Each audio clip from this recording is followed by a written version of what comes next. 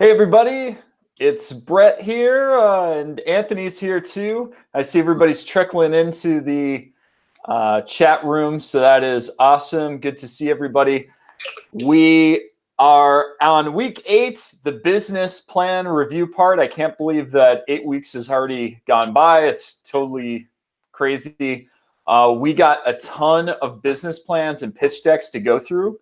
So thank you to everybody that submitted theirs. That's really, really awesome. And I think this is really one of the most valuable parts of the class is getting to have your business plan or your plan for your business reviewed by an actual food truck owner.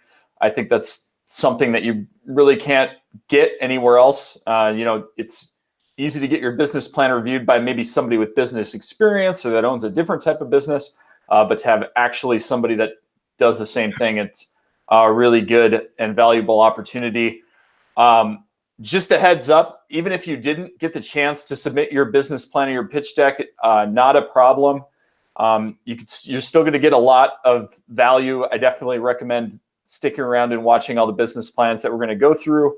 And if you want to, the next class, and this applies to everybody that's listening and attended this class, if you want to attend the next class that we have, whenever that is, for free, that is totally cool. And if you want to submit your business plan then for review, that is totally acceptable and totally recommended, because we absolutely understand how much time it can take to go through these. And, it just takes time to get all the information together. And there's actually someone that submitted tonight that was in the previous class that we had that's getting their plan reviewed today.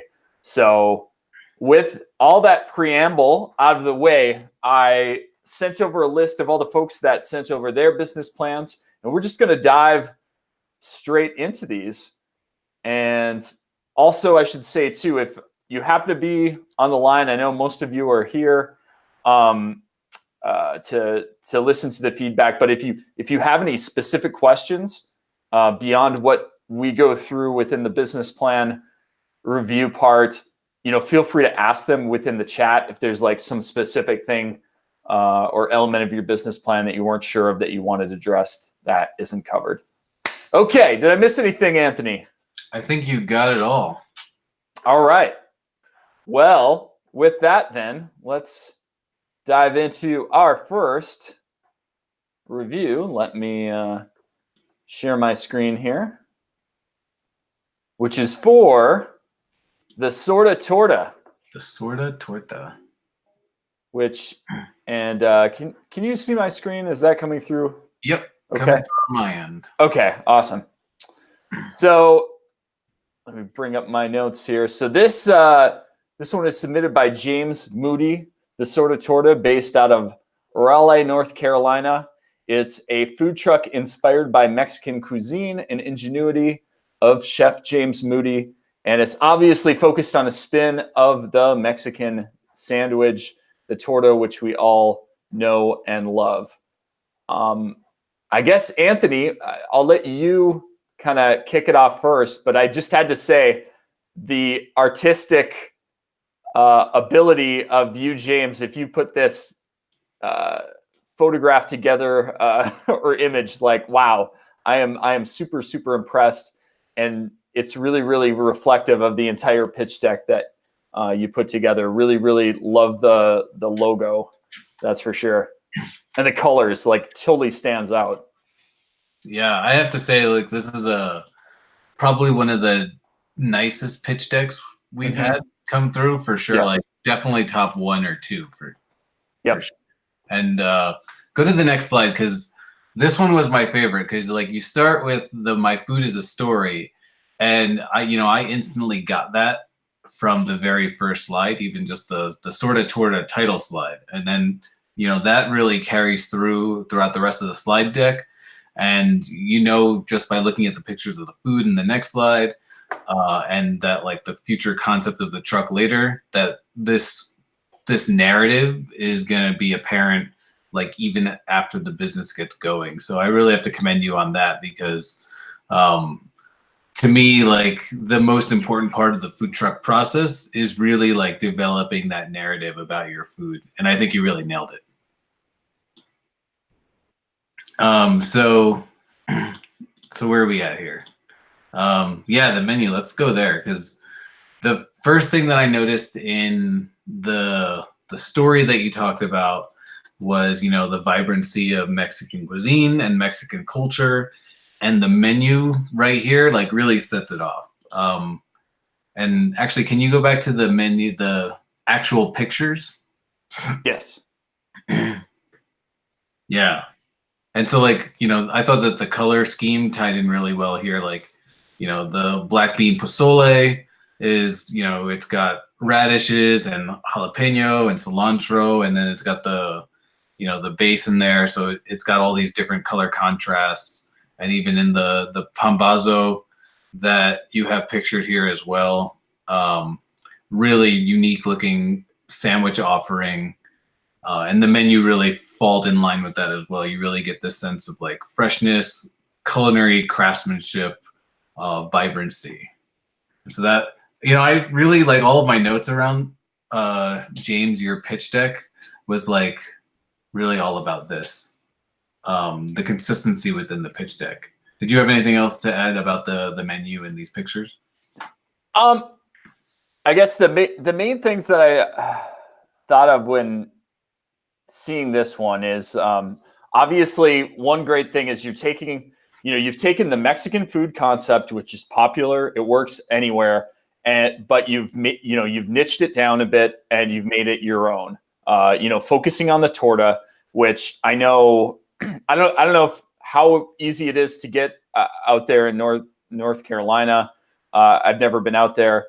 I know here where I live in Southern California, it's usually like a part of like the Mexican food menu, but where I grew up in like Minnesota, those are definitely hard to get. And I've never seen anyone actually specifically like really, really focus and lock in on making a great torta. It's almost just like an afterthought. Hey, we'll serve chicken and we'll serve all of our meats on a bun, just like we serve the hard shell taco and the burrito and et cetera and everything else. So I love that you've focused on it and made it like really, again, your own and really, really identifiable, which is, I think, the perfect combination, taking something that people like understand, oh, Mexican food, but then putting a twist on it that is totally your own. I guess as far as like other positive stuff, I thought, tossing in the soup with that is just a great option too. Obviously, you can do a lot of that prep work in advance. So it's not, it's another item that you can serve really, really quickly as well, just from like a speed standpoint. As far as like, hey, Brett, yeah, can you do me a favor? I think that the chat is like switching between me when I talk and the slideshow when you talk. So can you gotcha. on you so that everyone just sees that? Gotcha. Thank you. I did not know that was happening. Yeah, perfect. I guess just from a feedback standpoint, like things to work on, I think, the main thing is, just like Anthony, I think you've got a winner here. The only really constructive feedback I would have is you've got one within your plan right now. It sounds like you're super, super focused on breweries for generating business, which I think is a great idea. You've got these outlined really, really nicely, especially on these slides. I totally agree. I think that's a great starting approach. Just continue to develop out, a list of other vending options that folks that might enjoy your food, just in case some of these breweries don't work out for whatever reason. So, go through office parks, just start categorizing in the same way, just a few different options.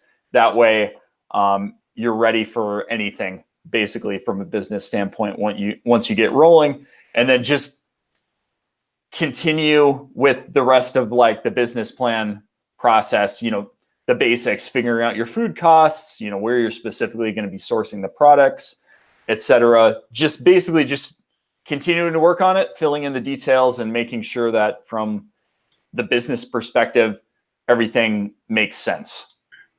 That's really it. The only other things that I had was James mentioned doing live blogging.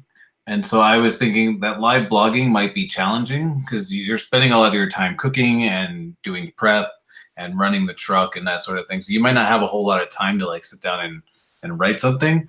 But a couple other people actually threw this in their plan. But you could do like video blogging, and that's now made much easier by like Instagram and Facebook and Snapchat stories. Or you could even have a YouTube channel and do like, live inside the truck, just kind of messing around, show some behind the scenes stuff. So that might be a nice compromise to keep that idea of live blogging without it being so much work of like, I'm right here. I have to sit down at home and I got to type in front. I got to spend all this time to write up like a thing. You can do all these behind the scenes stuff, and it's a really good way to engage your audience. And the other thing that I really liked, this isn't really a critique, that you were going to use like tastings to build presence, which I thought was a great idea. Always, any opportunity you get to give people a chance to taste your food is always really good marketing strategy. And then Brett, if you could go to the truck slide. Yeah. So it's cool that you already had like a build out like mapped out. The one thing I noticed is that there's not a whole lot of like prep space in there, and your like your sink area and your cooking area take up a lot of your like available side area. So one thing that I would recommend is like, for instance, under the hood, you have a 4-burner, a flat top, a char broiler, and a 50-pound fryer. If you need all of that stuff, then you're gonna have to make do. But if any of those items you do not need, for instance, like the 4-burner range, if you can get away with just the flat top and the char broiler, or maybe you don't need the char broiler and the fryer, that'll help you expand your interior prep space, which on a food truck is very premium real estate. That was all I had, really.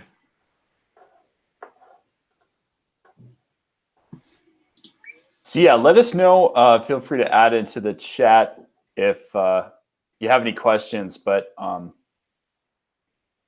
think it's safe to say we were both very impressed with that one and the concept and the branding. Yeah. And James earlier said that he had 90 different logo variations. Wow. So he says, funny thing is I was going to nix the 4-burner. Okay. Yeah, any space you can open up inside the truck for prep and storage is, I would say it's even more useful than the actual like cooking space. Okay. So feel free to ask any questions in there, James, if you have any or you think of any along the way, and we'll get back to you. But otherwise, we'll move on to business plan number 2. This is business plan submitted by Stacy and Jay. I will probably slaughter your last name a little bit. Schnackenberg, I'll say. And they are going to be operating or doing business as the Grilling Shack based out of Florida. And their mission is to provide the young at heart fresh gourmet grilled cheese sandwiches and handmade rolled ice cream. The Grilling Shack will use the freshest ingredients and will provide dietary options for vegans and gluten-free consumers. The Grilling Shack will manufacture high-quality rolled ice cream, gourmet grilled cheese sandwiches, and fresh handmade sides from a mobile food trailer. All products will be handmade on site and at the time of purchase. So, Anthony, I will send it over to you to kick it off. Yeah. So it's kind of funny, like just thinking about it from like a food concepts perspective is like rolled ice cream and grilled cheese. They're like almost nothing to do with each other, but I kind of really like the what's the phrase, oxymoron? That's not quite right, but it's like the contrast of like having something super iced and something super hot that's melty. And I guess in both cases, both of those things melt. So I kind of think that it works really well. If I'm remembering correctly, you guys are in Florida. And so one of the things that Brett and I have talked a lot about is like having some kind of like ice cream business, which like absolutely destroys in the summer weather. You know, whether it's shaved ice or you're doing granitas or you're doing snow cones or you're doing ice cream, those things always crush in the summertime. And Florida has that really long summer season. Um, so I thought that doing, you know, like the rolled ice cream, like right there in front of the customers was a really great idea, and that you're pairing it with grilled cheese sandwiches, which might not make, you know, might not make the most sense to like just general people, but a lot of people won't really care so much about that. But you're providing like not just a dessert, so you're not limiting yourself to exactly one style of business, which can be a problem, you know, if you're doing like desserts or coffee or breakfast. It's very niche and you only have like certain vending windows. Um, and so with like, you know, doing the grilled cheese, you actually open up the window to like draw people in for like, you know, an actual meal, and then you hit them with the ice cream, which is like, you know, perfect. And actually Jay says that summer's their slow months. Winter is the best here with all the snowbirds. So that's interesting because you guys are, correct me if I'm wrong, you said you're in Orlando. Remind me if that's right.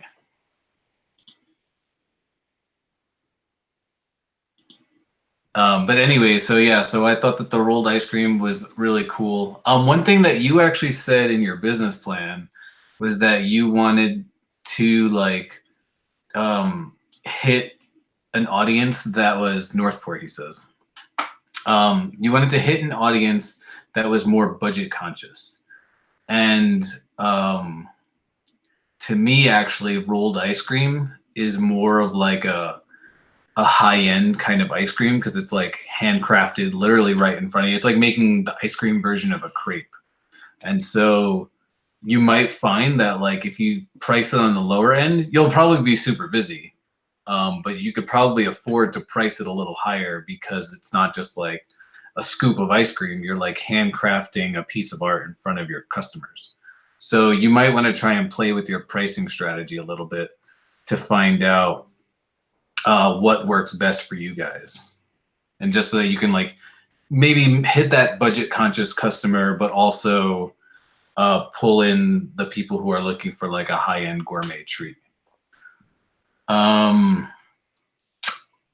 I also said that I really like the loyalty program. You guys didn't seem like you had it fully fleshed out yet, but you had a few options. It was like, you know, buy 10, get a discount, or buy 10, get one free, or, you know, for being a loyal customer, you get like a, you know, a certain % discount every time you come back. So that's a really good like customer retention strategy. And it's actually kind of common within like, at least in my experience, like ice cream, cold treat vendors. I'll just call ice cream vendors that. And I thought that your marketing strategy / income strategy was really strong. So you guys talked a lot about, sorry, Brett, if you feel like I'm jumping around a little. No, that's fine. But so you talked about like becoming official providers for strategic partners, examples being like schools or banquet halls or public facilities. And I thought you focused a little bit, maybe too much on the, like the bidding process, because like in some cases, like becoming the official vendor for like, or like an approved vendor for like a wedding venue or a banquet hall is like a really great idea, because they're gonna like, people are gonna ask, they're like, we need to find a caterer, and some places actually only have like approved caterers, like you can only go to these people, and some places will have like a recommendation list, and that'll help drive a lot of business. But then if you're like, you know, schools, probably you're not like an official provider, but you're like you won a bid for to provide like certain meals at schools. That's a great idea. Not sure how it really works with like sporting venues, but you might be able to get in like to a local like baseball stadium or arena as like one of the sponsored vendors there. So I thought that was really good, and it kind of helped diversify. So you can do like the normal street vending, you can go out and do events, but you also have these like key areas that you target that are going to guarantee revenue in like without it being like a catering kind of thing. The one thing that I thought, the only real criticism I had was that you'll need to fill out your financial section a bit more based on who you're seeking funds from, which I don't think you really clarify that in the business plan, and that's perfectly fine. Maybe you don't know yet. But you do have a solid outline of your expenses and your revenue. So if you're going to like banks or any investors, you'll just want to like provide them a more concrete like month-to-month income revenue statement. That was really all I had. Yeah, I thought with this one, like the rolled ice cream on a food truck, I actually thought was super unique because I've never heard of that before. And again, it combines something familiar with and loved with something that is a little bit brand new, which is again is sort of like what we spoke about with James. Like it's different, but it's not so far different that people don't even know what they're getting. So that's really, really awesome. I was gonna say too, what I could totally see working with the rolled ice cream, especially since you're making it yourself, by hand in front of the customer. I think with something like that is probably really critical to make sure that within the food truck build that the customers can somehow see you or your employees making the ice cream in front of them, and make sure that there's some way to open up the windows, or I know there's some more like see-through glass shipping container style units that have been made, but I think to kind of almost like give folks a show, so that even if they're not necessarily going to buy from you, that they are like, see you making this ice cream and are like just like intrigued, like, oh, what are they doing? Because I feel like it's still a new enough thing, right, that you just don't see it every day. So I think that would be a huge benefit. It's kind of like with like kettle corn vending. If you're going to be like a kettle corn guy, you want to make sure that you're like always cooking up some of the like fresh kettle corn there. You know what I mean? And like letting people see the process and smell the smells, right, and not just hanging like bags up on the side and like asking, outside of your tent and asking, hoping that people will buy them. You gotta kind of like bring them into your process. And that's what I feel like you could really do with the rolled ice cream piece, because it is so new and made to order, which is awesome. The one thing I was gonna say, and I thought you might bring this up, Anthony, was, do you think that by combining ice cream inventory, ice cream, equipment, and then also grilled cheese inventory, grilled cheese equipment, like, is that going to be too much for like a standard size food truck? Or do you think that like people are going to potentially be confused by those two different things? I know those are like two different questions. Yeah, no, actually, I did think about that, and the reason why I didn't think it'd be a huge deal is because, like, and they actually referenced this in the plan itself, was like, you don't really need any cooking equipment. You need your cold grills and you need your panini presses. So if you had like, you have like your maybe a prep table for like the grilled cheeses, and you had like 2 or 3 panini presses, or maybe like 2 really big ones that could support like 3 or 4 sandwiches each. And then you have like 2 or 3 cold grills, like really in this case, it's like a coffee truck in this regard, like all your truck spaces for the coffee equipment. Because though, as you were talking, Brett, and your question reminded me that like really in this particular business case, your only like impediment is how fast you can turn over customers. So like if you only have 1 cold grill and you have like 20 people waiting for ice cream, that's gonna like really slow everything down because it's gonna take like 5 minutes to make each cup. But if you had like 3 going at a time, you could be serving 3 customers at a time, and you'll have like a much higher throughput, which will like really help push lines out and stuff. So I think like in this case, the equipment itself won't be a big deal. It depends on how big the cold grill is. I'm picturing something around the size of like a crepe grill. Okay, yeah, that's good. That's good to hear that. Let's see, and then the only other note that I had too is I thought I know you both, Stacy and Jay, took a lot of time to consider like prep time and cleanup time to build that into the plan, and I think was really, really smart. And especially after having Natasha here, who was here last week from the Ginger Pig, that's like a big thing that she's like iterated, taking into account is like, okay, how long is it going to take for us in advance of actually serving to like make all this stuff? What, because you got to build all those hours into the business too. And I thought you guys did a really, really good job considering that. Yeah, absolutely. Anything else with this one? Otherwise, yes, Stacy and Jay, great job. I mean, again, I think this is something that can definitely work and is unique. So awesome job. There's no questions. Jay said that the trailer will have 2 cold grills and 4 panini grills. Very good. Okay. Let me bring up the next submission then. One moment.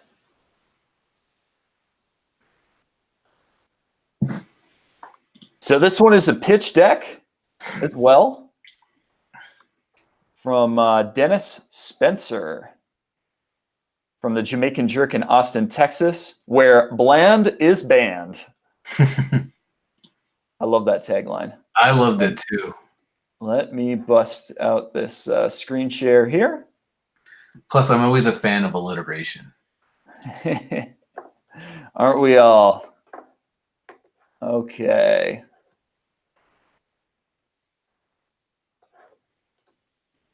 So Anthony, feel free to take it away. And I should also point out too, with Dennis, before I toss it over to you here, Anthony, is that Dennis has actually been operating. I looked through your Facebook page, and he's got a website at jerkfood.com that you all can check out, and he links up to his Facebook and social media profiles there. But he's actually been doing catering, whole pig roasts, goat roasts.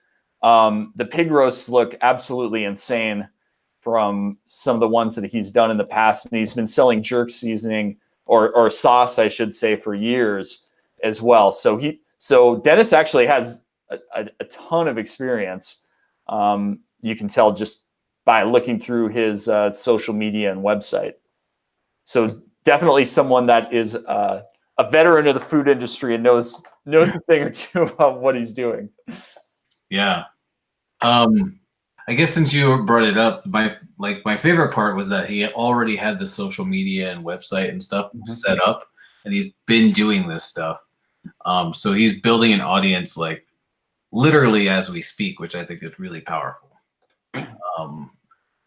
Love the intro slide. Honestly, I didn't have a whole lot of like things to say about this because I thought like everything was so well put together that it actually felt like just reading through this that this business was already set up. Like I know that he talks a lot about like what the truck is gonna like the future of the truck, but it was like so well put together and based on some of this stuff that I thought it was like already like I could get this. I got the sense without even researching that there was already some of this in play. The one thing that I did say, go back to slide 3. Yeah, so you have the menu concept here. The next one. Sorry. You're good. So yeah, you have the menu concept here. And since we're talking about like marketing, you talked about pasture-raised meats and poultry, wild-caught fish, organic vegetables, and then you said whole pig and goat roasts. And that, that in and of itself can be like an event that you guys do, kind of like in Hawaii, they do the luau's where they like almost do like the Hawaiian version of a matanza. And you can essentially do the same thing. You can like maybe even make that like a pop-up event or kind of something, like invite a bunch of people, do like a whole pig and goat roast. And obviously you can do that stuff and then make that, sell that in the ingredients or on the menu for the truck. But if you do like a whole event around like the unveiling of the digging up the pig, if you're doing like a matanza kind of thing, or like it's finishing off and you can like have people come up and you serve it right off the spigot, that itself, because like it's kind of a wild presentation, just like throwing a whole pig that's cooked or a whole goat onto the table and serving it right from there. That could be a really cool event. And then go down to the startup cost stuff. Oh wait, maybe I'm reading my own notes wrong. Startup costs. Okay. I think competition, marketing strategy, future growth strategy. Maybe go up a couple. Because my note here says like start looking into event costs. So maybe it was based on that one, the competition map. okay. But you know what made me think of this is because of the fact that Dennis is in Austin. And I think you talked about this in the slide deck somewhere, that you were going to do events and music festivals and stuff. And like Austin has like a really big festival scene, and I'm sure that they span like all sizes. So like depending on how much capital you have, you want to start looking into these event costs, because you want to target events that fit into your budgets and your operations structure. So basically find stuff that you can support now. So since you're doing like catering, you can do some like smaller events to kind of get your get experience under your belt, and then like you can start doing some like major events if you have the capital to pull it off. And that'll also serve as like a big marketing thing for when your truck is rolling around. They'll be like, "Oh, I saw you at South by Southwest. Your food is awesome." And so that's something that you should be doing right now, especially as you look at your competition, and then you can find out like what event your competition's doing, and kind of figure out a strategy to compete with them. Really, that was all I had about for Dennis. Yeah, I mean, like you're already doing catering service. You've been running this type of business, so you're not starting from zero, which is huge. Jamaican food, obviously recognizable. There's restaurants in your area that also serve Jamaican food, so that's a proven market. Plus, you've already been doing catering, so that's really good. I wanted to point out too and you share this story on your website. Dennis has a really, really great story that he can wrap into his food truck and his catering business so well, and that he does on the website. I'll just read you a little bit of it. As a young child, Dennis was introduced to the kitchen by his aunt, an original foodie and culinary arts teacher at a vocational school in Kingston. Dennis was an eager apprentice, acquiring hands-on kitchen experience by helping his aunt with all aspects of food preparation. By his early teens, Dennis was creating his own delicious meals. This early experience, along with his innate passion for great tasting and wholesome food, inspired Dennis to create a line of marinades and seasoning that are distinctly Jamaican. These unique marinades and seasonings are an integral part of all meals he prepares today. Dennis remains an astute observer and practitioner of the many culinary approaches unique to Jamaican gastronomical scene. That being said, he puts his own stamp on each dish he prepares and are guaranteed to delight the palate. So, I mean, the story is like so great, and gives you so much legit cred creating and serving Jamaican food that I don't think that anyone that hears that story won't want to try it, and then your food will just take care of the rest. As far as feedback, and you might have seen this too, but just on the initial slide, I know you were talking about. Hey, Brett, I don't. Yeah. Nobody can see the slideshow. Could you lock it on yourself again? Oh, sorry. Okay. Let's see. Where was I? So in your introduction, you list a 9% interest rate loan to help fund the business. And I'm not sure exactly where the funds are going. I'm assuming it's primarily towards the food truck itself.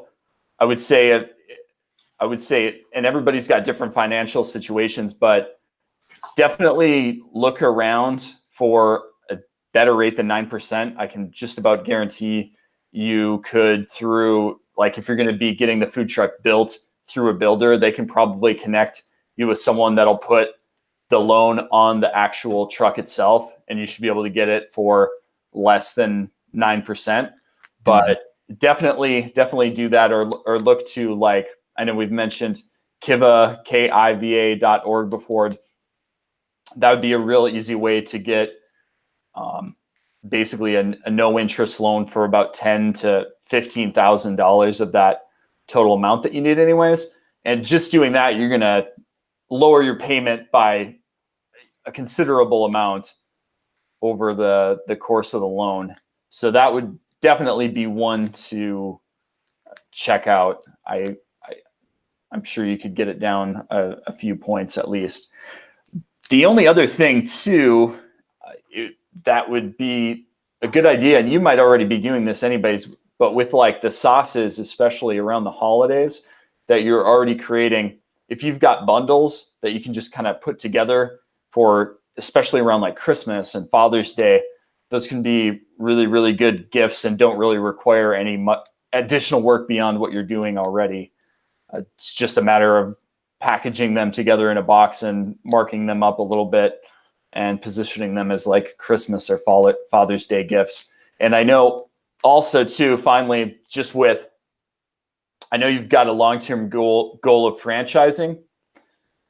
Again, just sort of like along the same lines as with James, especially if you want to get into franchising, you document the costs of everything, document where you're sourcing everything as much as possible, focus on really locking down what your process is, focus on your recipes, because all of that stuff you're going to have to get really, really super clear before you move to that franchising step. And obviously that's a long-term goal, so you can use really as much time as you want to start documenting all of that stuff. But yeah, really great job. And obviously you've already got a proven track record, so not too worried about you. Yeah, on that note, I'll say a lot of people included in their business plan like a franchising goal, which is not a bad thing to strive for, but there's not a whole lot of like precedent in the industry. There's not a whole lot of trucks that are able to do multiple trucks or franchise it. And I don't know. I might know like one or two that franchise the truck itself. Like most of them just have multiple trucks. The ones who like have multiple trucks, that's what they do. They have multiple trucks instead of franchising. So take that into consideration, and maybe even like restructure your ideas based on, this information. Definitely do the research to see, who's out there doing what. All right, that's all. Okay. Yeah, there's definitely not too many food truck franchises. Okay. Oh, Dennis says he has two folks in Virginia and Pennsylvania who is looking to set up units for them. That's cool.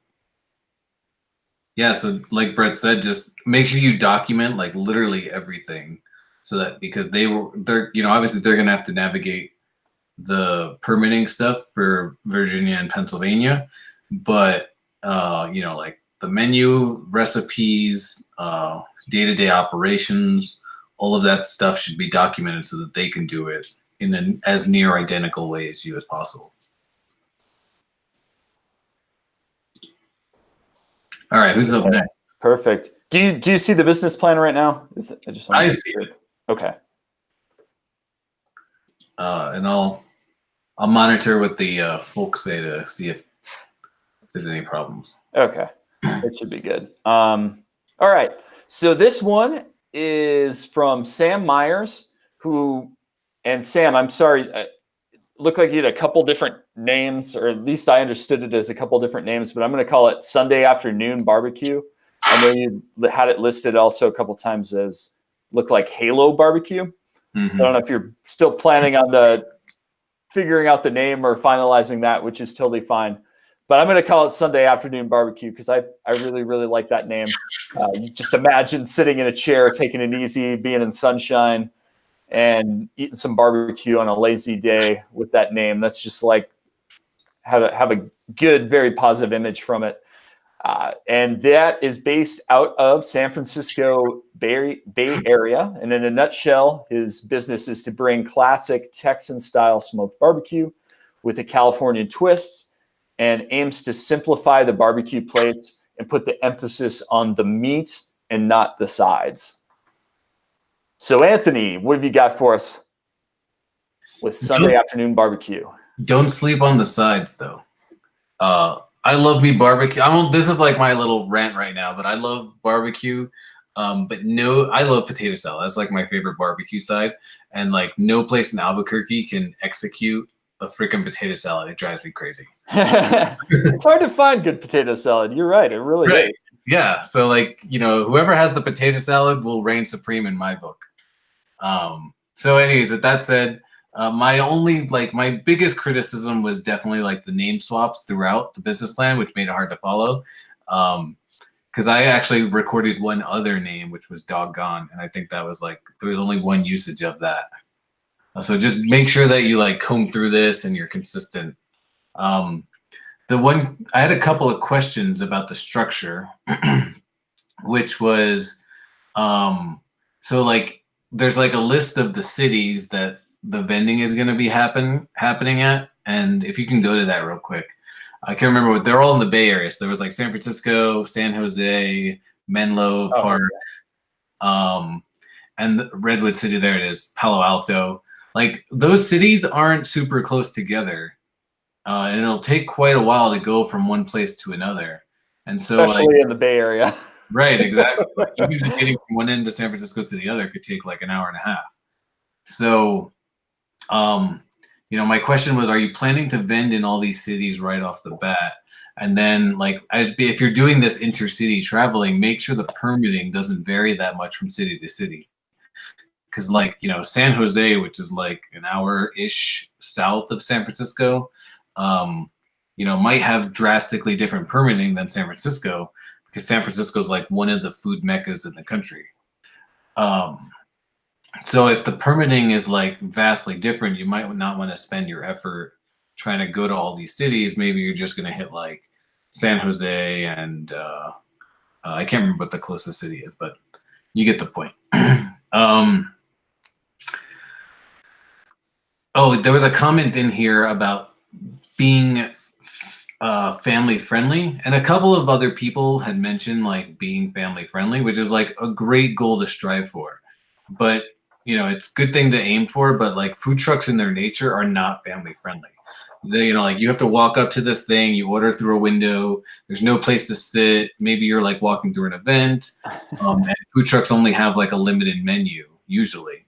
And so like, catering your entire menu on like the 1 in 10 customers who's going to have like 2 kids who are super picky is probably not the best idea. So if you have like a food concept that works, you can have something, and even one thing that we like to do is like a secret menu item where we can like throw together like a kid-friendly menu item. Because a lot of times people will ask us like, hey, do you have anything like that's good for kids on the truck?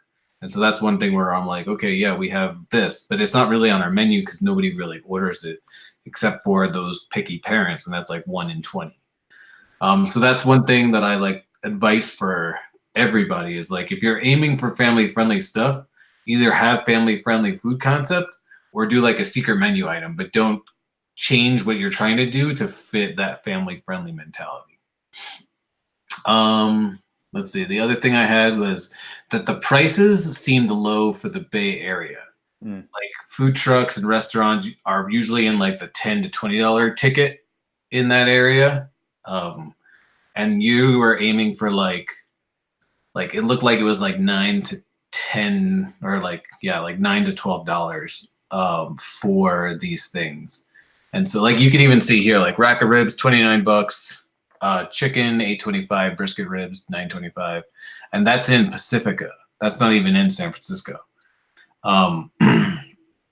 And so like you go to San Francisco, if you're trying to be like the barbecue place in San Francisco, you're probably gonna have to charge like $15 to back up the whatever you have to go through to vend in San Francisco. So just think about the pricing that you have. And then also the menu was really large for a food truck. And my question was really, how can you support that? Now I'm not discouraging you because, barbecue, you have like your smoked meats, and then you have like your sides, and then the menu could be like 20 items because you're mixing and matching and stuff like that.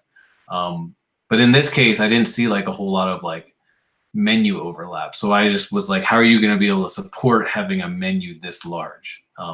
So actually, I think what I'm looking at now is like their shopping list. Scroll up just a little bit. Yeah, it's also trying to find it too. It's not a huge deal, but yeah. So that was like, those were my main questions. Yeah, like my personal notes is obviously. Oh, here we go. Here we got the menu. Barbecue, it can work everywhere, so that's great. It's a proven model on a food truck. There's barbecue food trucks everywhere, so that's great. I think you've done a great job figuring out like your barbecue style, again, making it unique so you do have a differentiator there. I also really like you really spelled out like your specific demographic of people that you plan to serve. In addition to like families, you went into Sam went into like he wants to really focus on tech workers specifically that have short lunch breaks and understands that they need to be able to serve and eat food really fast. They've got a 1 hour break and then they've got to go back to the office. And you're obviously in an area where that totally makes sense because just about every big tech company startup is located there. So that absolutely makes sense that that would be a demographic for lunch that you would be able to launch and nail down.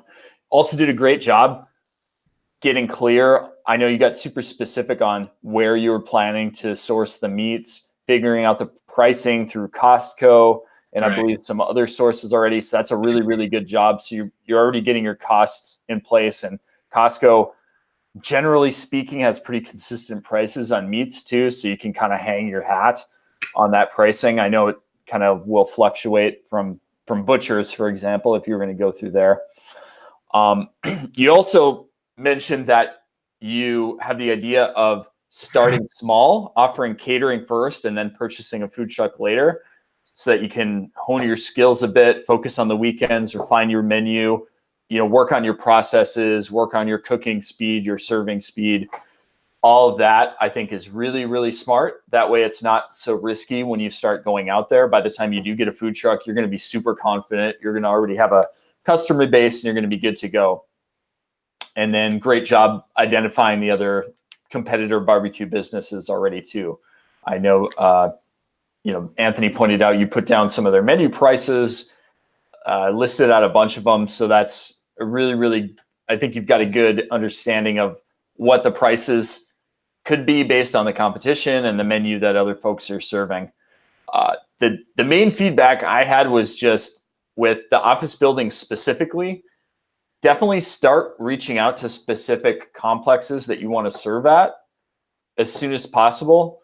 Because especially if you want to start doing like a Google, or I want to serve at the Yahoo office or whatever, it probably will take a few months at least to be able to get on the list to like get in there.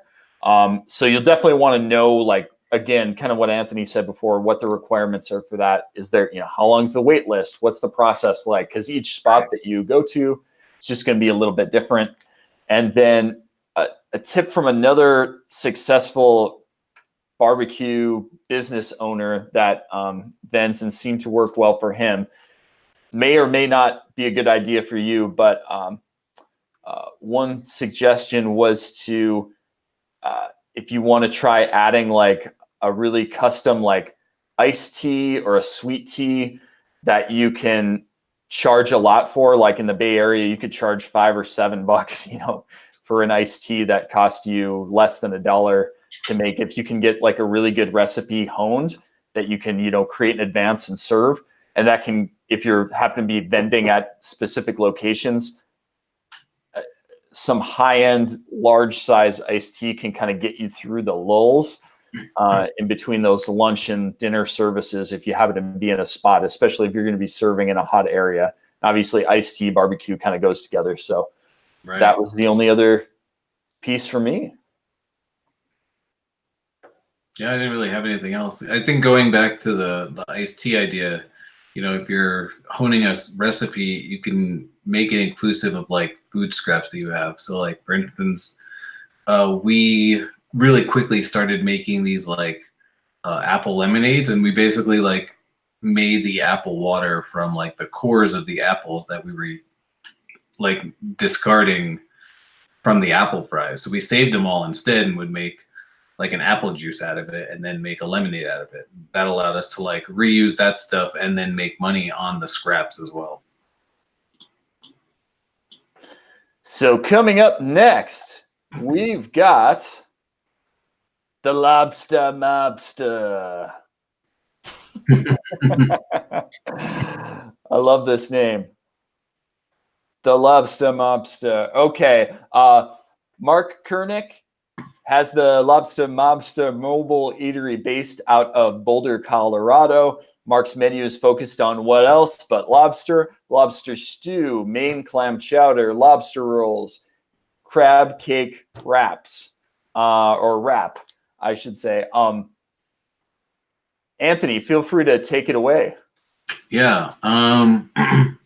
So I guess the first question that I had, but also like I thought was a really cool concept, was the video marketing strategy.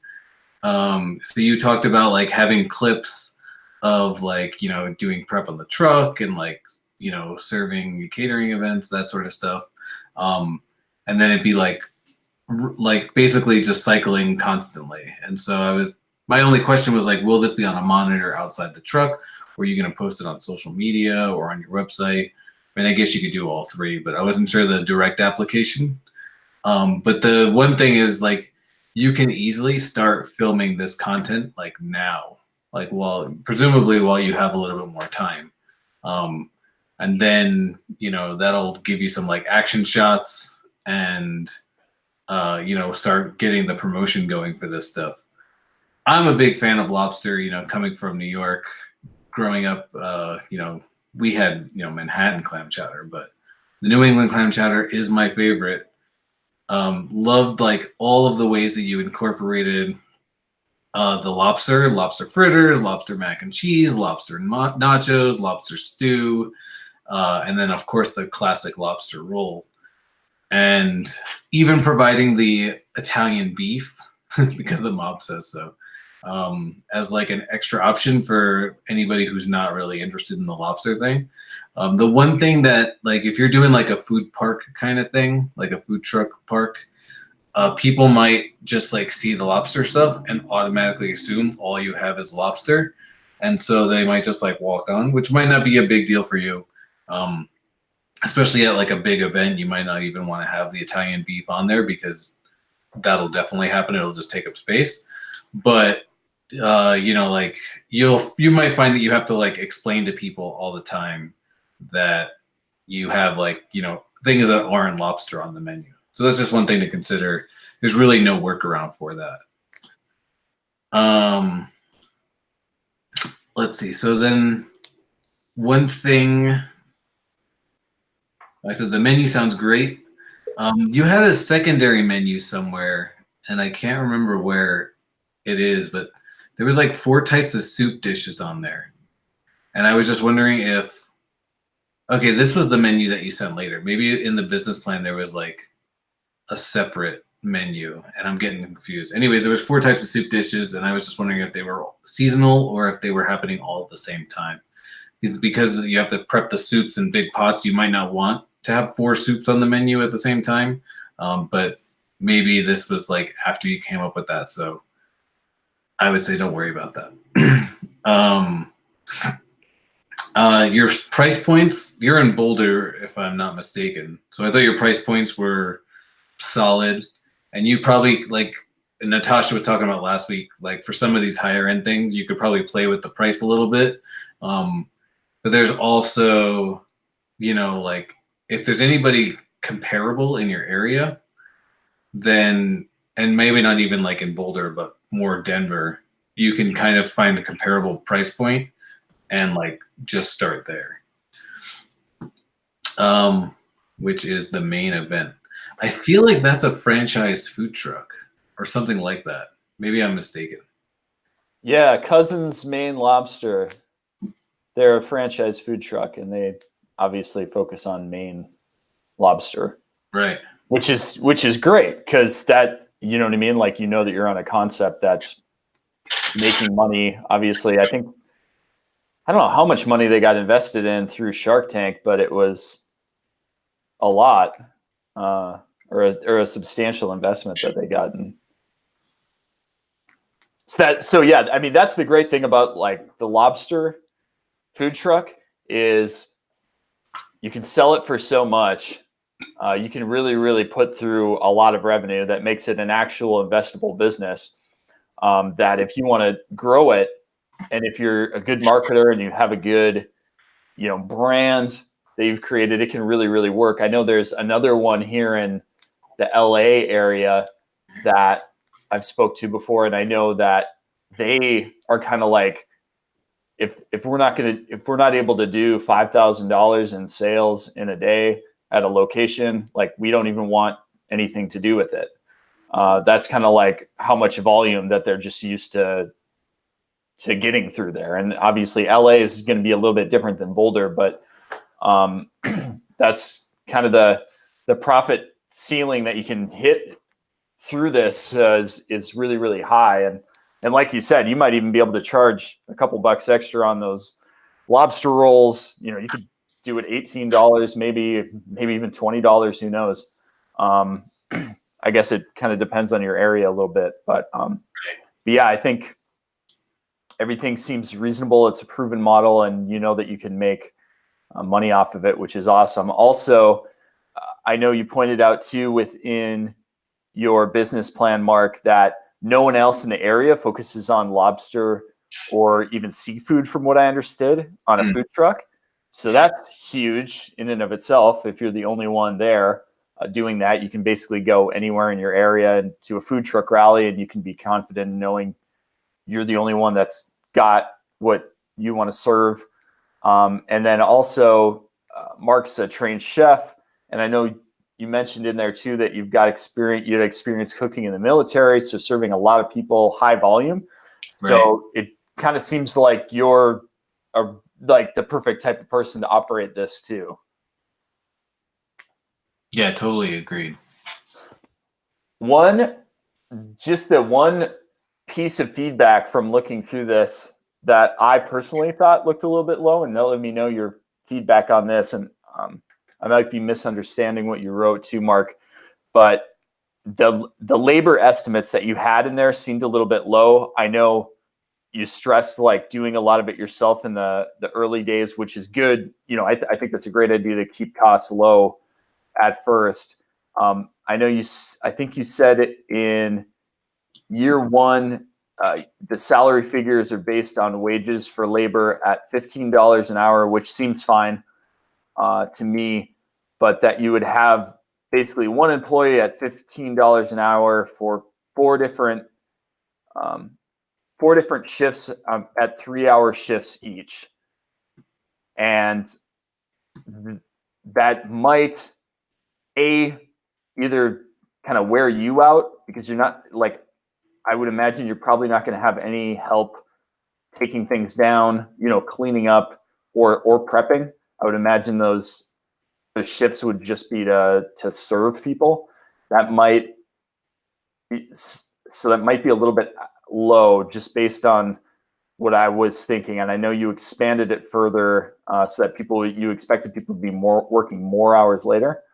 But that was just one thing that I noticed. It might be worthwhile, and it might be easier for you to find somebody, because it might just be hard to find someone consistent that only wants to work 3-hour shifts and like drive to a location for 3 hours. Right. It might be easier to get someone there for 5-hour shifts. And, especially with, I mean, it might kind of suck initially, but to pay out that extra, but you do have like the menu item that once you get rolling and at some good events for a few months, it should be able to absorb that without any issue, that extra salary, and you'll probably be thankful for it. Right. Well, I guess like just doubling, adding to that, one consistent piece of information that I hear from like everybody in the food truck industry is like finding good help is really hard. And it's mostly because like the serving times is like, 11 to 2. So there's only like 3 hours of like actual like food service time, but then you have all that extra prep time and driving the truck to and from places. And so like you said, Brett, finding ways to give people incentive to want to stay in this job is going to be crucial. And I'm sure you can incentivize them a little bit more with tips too, and that sort of thing, obviously. Right. But yeah, let us know if you have any questions, Anthony. If you have anything else with lobster mobster. Just keep saying that. Okay. All right. This next one is another good one, actually. So many good business ideas. Like they're all like, I feel like all of these have been pretty spot on so far. Very diverse too. Yes. Like, that was what I was most like. We have 10 plans looking at here, and almost nobody overlapped, which I thought was cool. Mm-hmm. Okay. So this one we've got coming up. This one's a little bit different. This is, and Sarah, I'm probably going to say your last name wrong, so I apologize in advance. I'll just say Sarah H. from Love Cookies in Florida. And if you want to learn more about Love Cookies, check out their website at lovecookieslovepeople.org to learn more about them. There's already a ton of information up there. So great job on that, Sarah.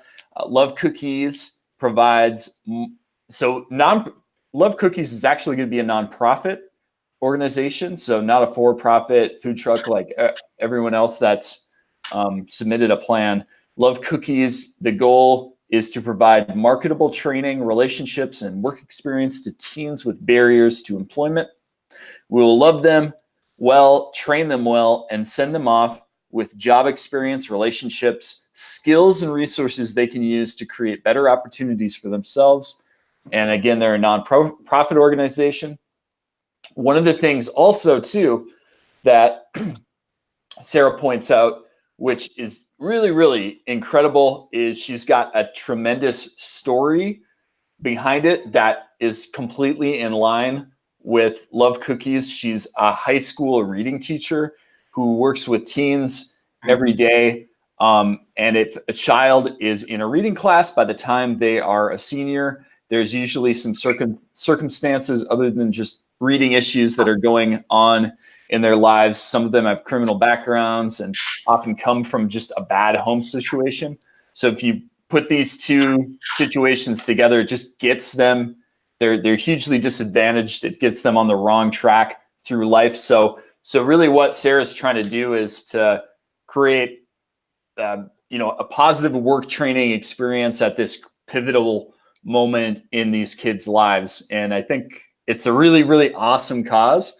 And I think the story behind how Sarah got to it too is one that's worth being told. And I think, just continue to keep telling that and sharing that, because it's only going to help out the organization. But Anthony, I'll serve it up to you. With the food pun. Yeah, I too was like blown away by the mission, the the management story that you told, the structure. Thought it all made sense. We haven't really gotten into this, and I guess like it's really hard to, because there's not a whole lot of nonprofit food trucks. Like food service is difficult in general because of the low margins. Nonprofit work is difficult because you're always like basically begging for money from people. But I feel like the combination of the two is like a ready-made business, because you have like the advantage of having a revenue stream, so you're not always like desperate for cash. But on the nonprofit side of things, you're eligible to like apply for grants. You can solicit for donations, and it's tax deductible. And so you basically get the best of both worlds. You're like the Blade of the food industry. And I hope people get that reference. So I took some notes about like the advantages that you can seek grants and donations. Because this is a new nonprofit, the disadvantage is that you now have to do the legwork on like two fronts, but really that's what the board is there for. The board should be tasked with doing the fundraising. I don't know if you guys have had this conversation, but the board can help build the nonprofit infrastructure, which you've talked about in this plan. And then, you can send them to take care of like the fundraising component and help write grants while you focus on developing the operations component of the business. The one thing that I thought you would really benefit from, because it comes up in all these nonprofit sectors, is the development of a logic model. It's going to be crucial to like your strategic plan. It'll be crucial for grant applications, and even for people to like who you're seeking donations from, to kind of sell them on the story. If you have this logic model in the back of your head, you'll be able to just like come out with like the outcomes and your program goals and all that stuff right off the bat. So really focus on the logic model. If you've never done a logic model, you can just Google it real quick. But really your goal is to determine impact areas and the outcomes. Oh, so you said you have a logic model. I would have loved to seen it. Your business plan is so fascinating. So I'll skip the logic model stuff then. But definitely send it along. I'd love to look at it. I thought your board also was really strong. Like Brett said, like you're perfectly designed to handle this business, but the board, they're all very specific, have very specific set of skills, and they're like each person is like perfect for the role that they're involved in. What did I say here? I have a note about you may want to consider consistently or symbiotically working with another food truck, because your business is so focused on the cookies. You can do events and that sort of stuff, but street vending might be a little harder unless you like strategically target certain times and places. But if you're like with a coffee truck all the time, then now you're like supporting their business and they're supporting your business at the same time. So try and find like symbiotic relationships that you can have. Because that'll be really important for leveraging. So for example, there's like an event here called Tasty Tuesday, and there's usually like 2 or 3 trucks at this event, and one of them's like an ice cream truck. So normally this ice cream truck won't make much money because it sells ice cream, but the presence of the other trucks brings more people to this event, and so then the ice cream truck benefits based on that. You talked about other dessert-based trucks. And one suggestion that I had for you is like look into the movements of these other trucks and analyze their revenue streams. So like basically like look at where they're going and how they're making money based on that. So if they're going to events mostly, or maybe they're going to like these certain street vending locations all the time and not doing events, there's probably a reason for that. But that doesn't mean that there's not an opportunity for you to like figure out something that they haven't figured out. And I'm sure you know that, but it was just something that I thought of. So you have an extra advantage also, that this is like, because it's a nonprofit, like your marketing plan is really all about the nonprofit. You have, this opportunity to talk about, the love of the cookies. But then you also have the program outcomes itself, and it's just like a marketing. It's like just a brilliant marketing strategy. So really leverage that part of it, and you have, because you love talking about this. So I think you're set there. My only criticisms that I had was, I guess one question that I had was, what's your fundraising strategy? I don't think you touched on that at all. And then you, in one section, you were talking about employees, and you had listed like 12 different employees. Not like specifically, but you said 12 employees would be your model. And I thought that might be a bit high depending on how you structure it.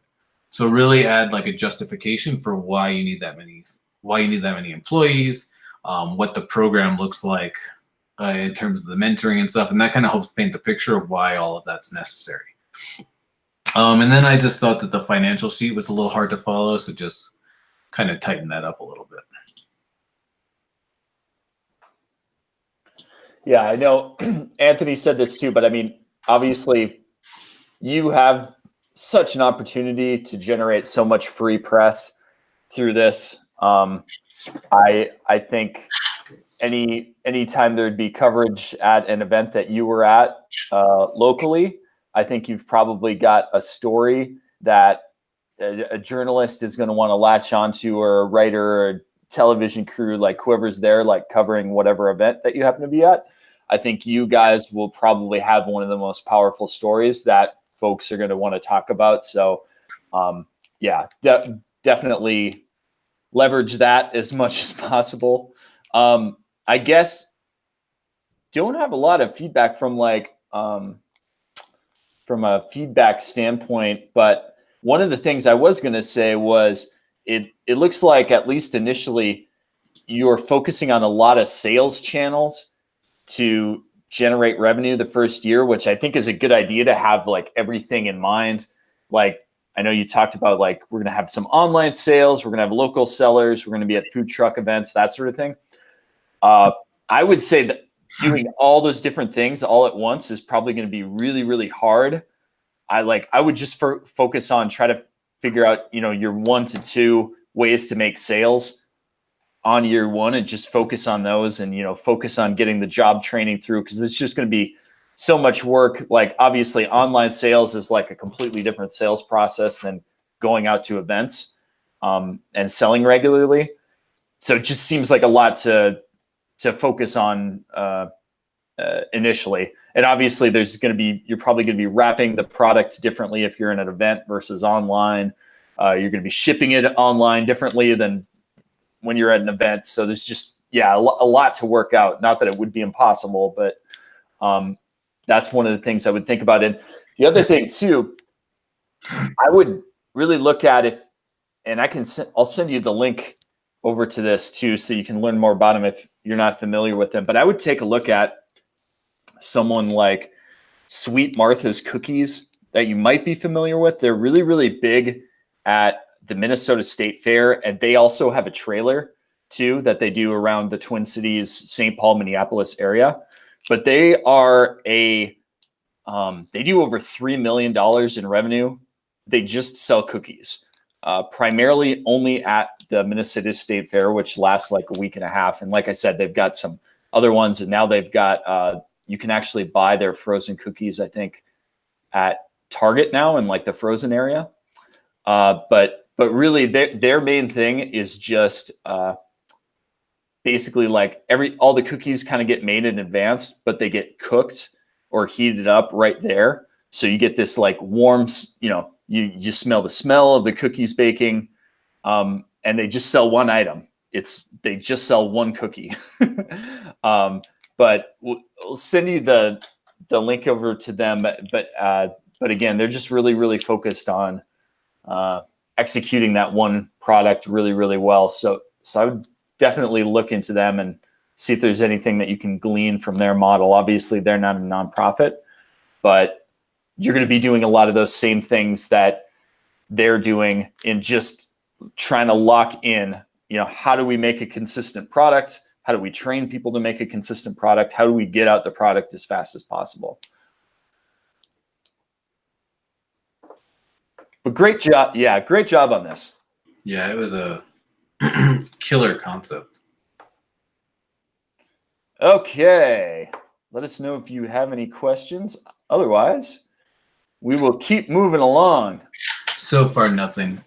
Beth said she emailed you pictures of the food that they're doing. Okay. Perfect. Just right now? I don't know. She didn't say. Let's cruise your email through a screen share. Okay. All right. So coming up next, we have Alec Clark of the Artisan Truck. Simple food, humbly handcrafted in Chicago, Illinois.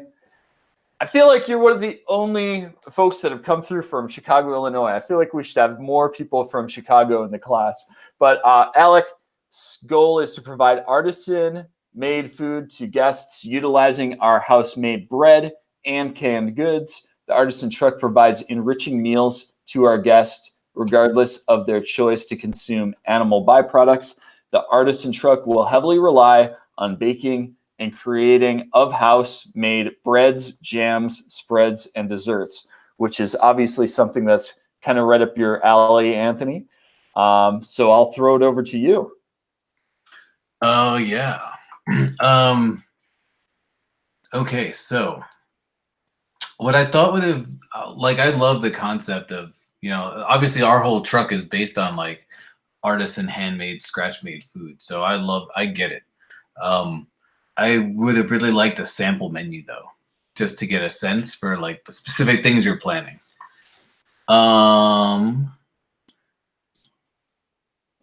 Let's see. Sorry. One question that I had was like, so it's based in Chicago, right? And so my question was like, you mentioned somewhere down the line moving to Florida.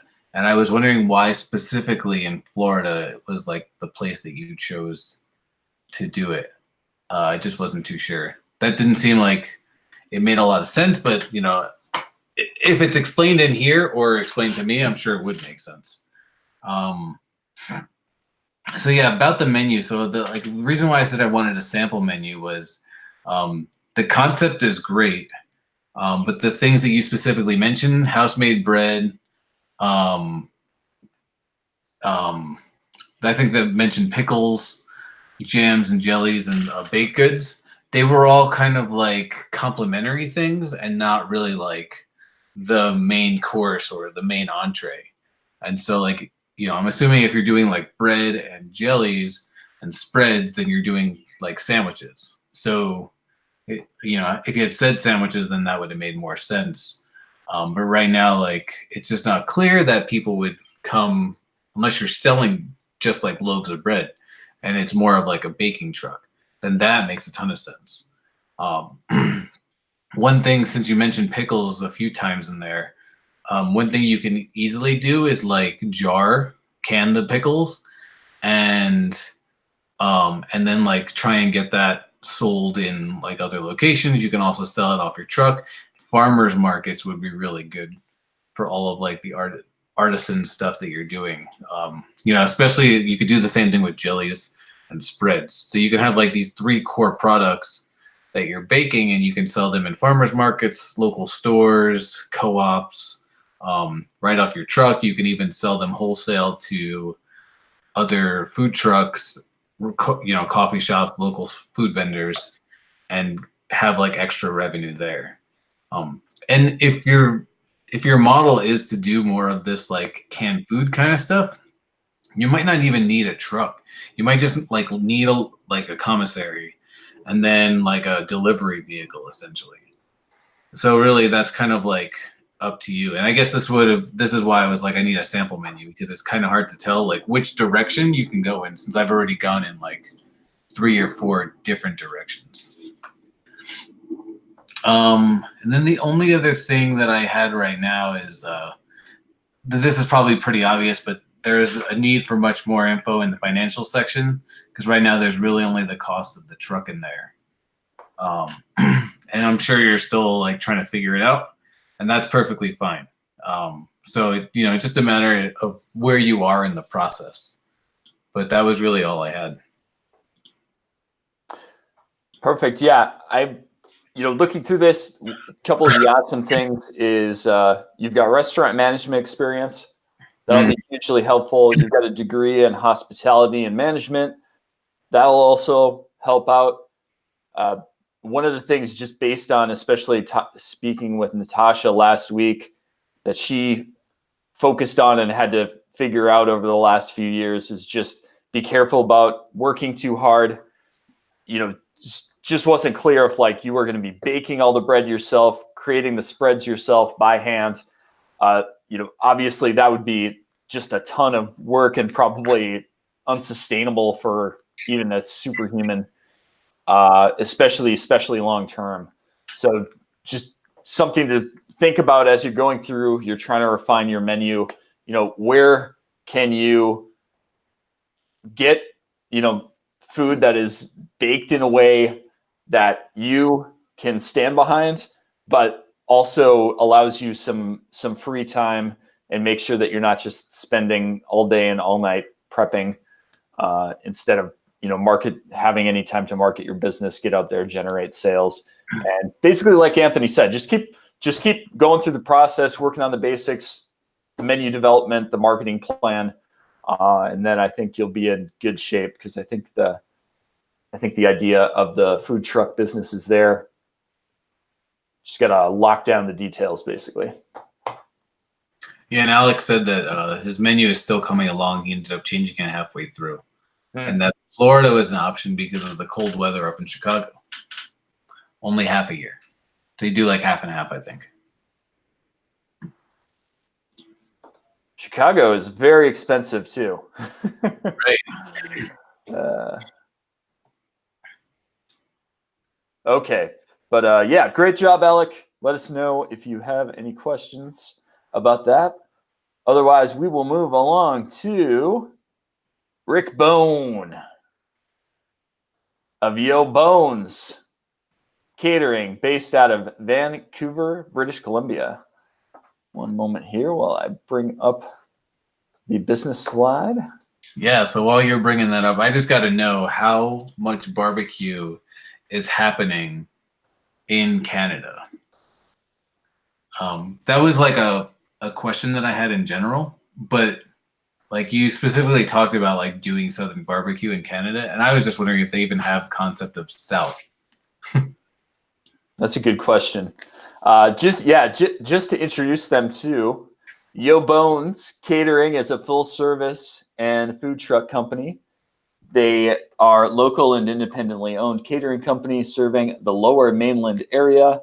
We are authentic Southern barbecue based in Vancouver. We would like to be known for the blues music playing, relaxing atmosphere, cold drinks, of course, amazing food. The catering side of the business caters year round. And we would also like to have a food truck all year round. You can catch us at big events around the city as well. Try us yourself. We like pig butts, and we cannot lie. Oh, that's great. Classic. That's a really good one, actually. That always makes me chuckle. So scroll down just a little bit, because correct me if I'm wrong, but this is the one that has like the operations narrative in it, right? I think Rick phrased it differently. Keep going down a little bit. Okay, here we go. Yeah, here it goes. The operations plan.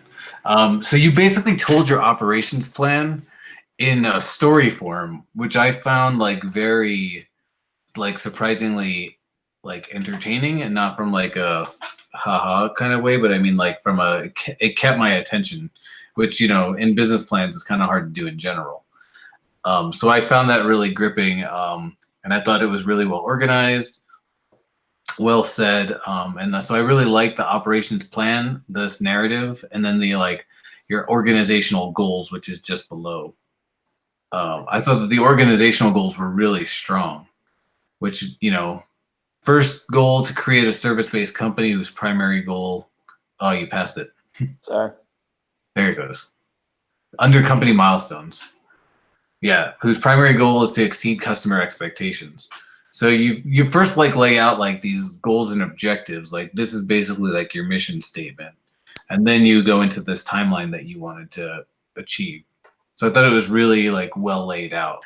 Um, so like really like everybody here is trying to achieve these things, but not everybody says that, and it's like really important that first you want to like meet customer expectations.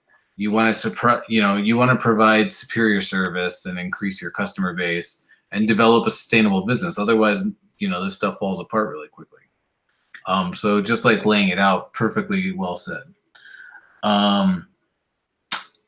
This is kind of like a note that I wrote based on what you said in here, but also like a few people talked about this. And so like when you're looking for employees, a good place to check into is like local culinary programs, because for them, you might not you might not only have like minimum wage or slightly above minimum wage to pay them, but for them, it's like getting internship experience in a real world setting, which is very valuable in any kind of like trade industry. So if you can, if you can look into local culinary programs at community colleges or local university or wherever, that would be a really good way to like, and they're bought into the business. We talked about this a little earlier. They're looking to get experience in the industry, and if you provide the right work environment for them, they'll thrive and they'll develop within your culture, and then you can train them to like handle more responsibilities. They're like perfectly tuned because they're learning in the classroom at the same time that they're learning on the truck with you. And now they know like how your business works. You can train them to take over things for you, even take over the business, and maybe they become the head chef, and then they train the next culinary student to come on board. And now you have like a ladder for them to grow through, and also like you can be more hands off and focus on ways to expand the business. This came up when I was reading your business plan in particular, but I think this applies to a few different people because we've talked about employment and it being a challenge, and so creating the culture on your truck and also looking at the culinary industry, the culinary school in particular, is a good way to go. You had a question in here about like not really having direct competitors, and indirect competitors being like possibly food trucks. And just like philosophically, I would say like direct competitors will be like the food trucks operating right next to you at events, food truck parks, etc. But that's not necessarily like a problem, because a lot of times, like Natasha last week was talking about these food halls where you have these events, or maybe like an ad hoc kind of event where like 4 trucks park next to each other, these like food truck pods. Those like, one food truck can only do so much on its own, but bringing like 4 trucks together will attract even more customers. So like you have this like direct competition, but also there's an opportunity to attract even more customers than you would on your own by bringing these competitors together. So this was just kind of like a question that you had in your business plan that kind of helping you reframe. I thought your menu looked really good.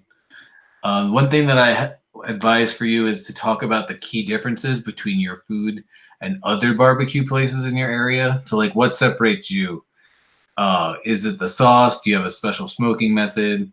And this is where I had that question about barbecue in Canada, because my question was like, is there no barbecue in Canada? Because then any barbecue is like, God's gift. But, if there's like a ton of barbecue places, then you really need to figure out, like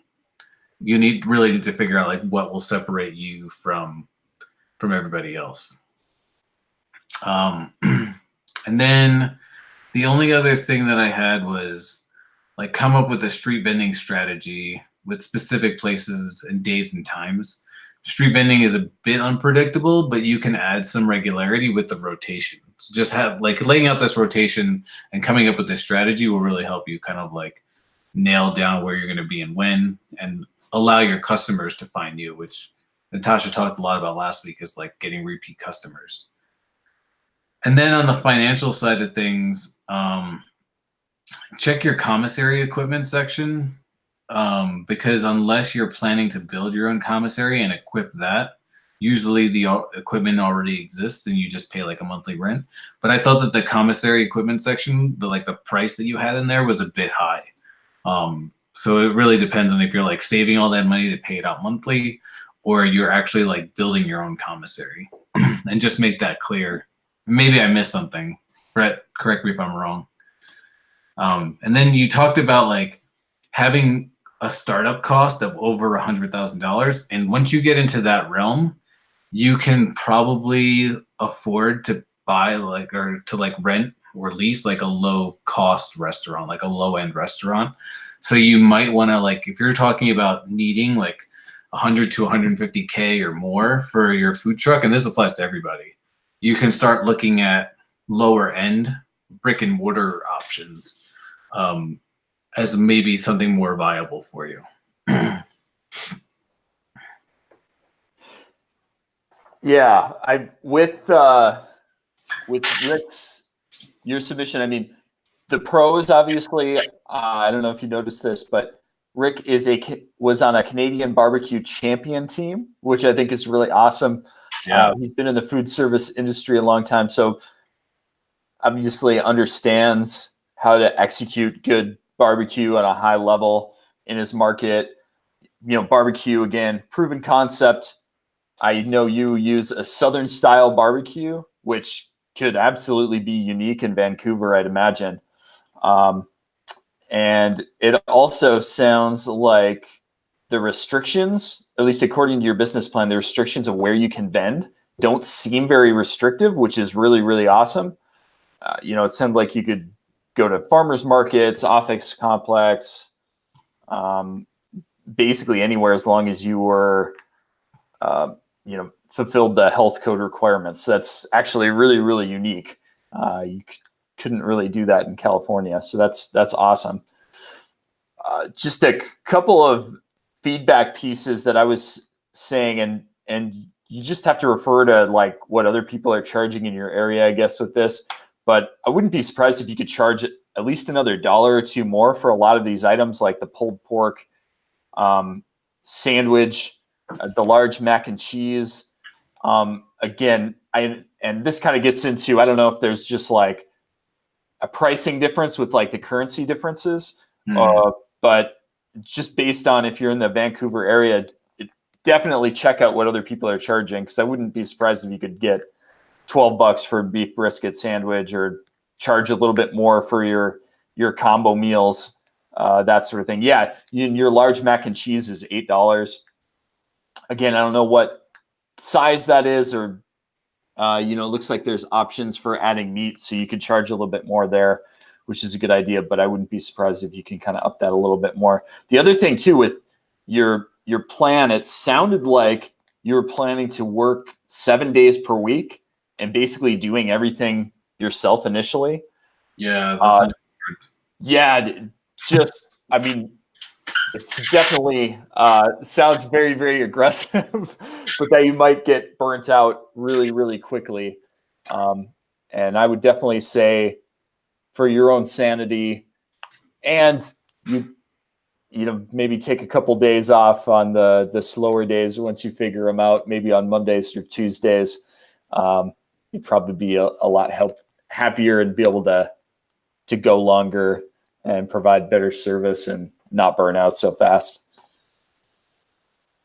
Because that seems pretty unsustainable to me. Right.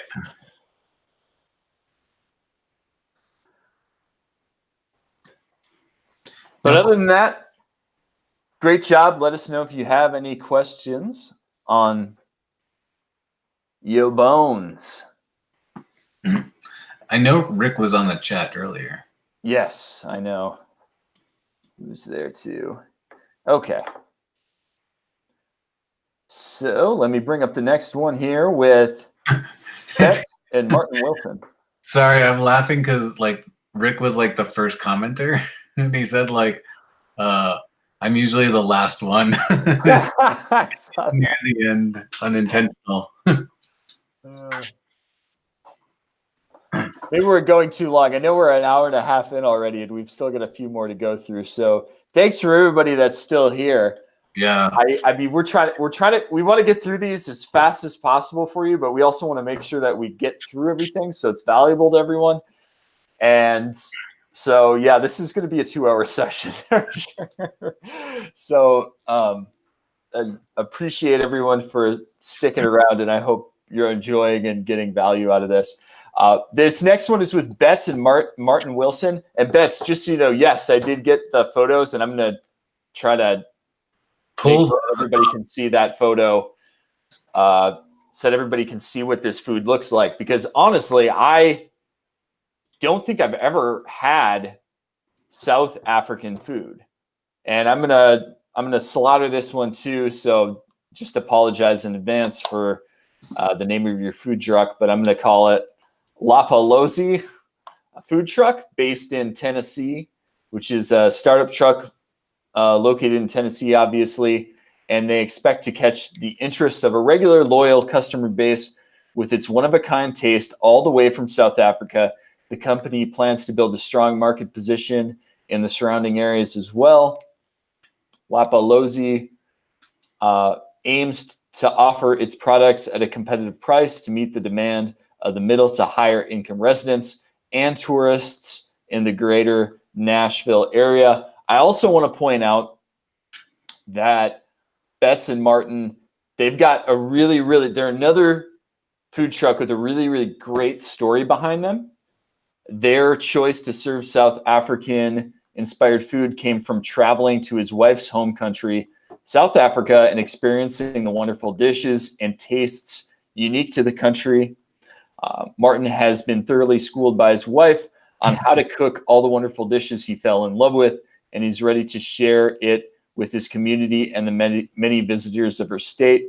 Betts Wilson was born and raised in South Africa and is excited to introduce and share the wonderful taste of her home country, and will be handling the business and marketing side. She has been a successful business owner in her own right as a photographer and graphic designer for over 15 years, and will also oversee the food processes to ensure the dishes are authentic and prepared to perfection. So again, huge backstory, awesome backstory, and gives you just a ton of credibility to serve this type of food, which is super. I mean, it's got to be a super unique food truck item or even restaurant item in your area. Yeah, for sure. So Betts said that your pronunciation was on point.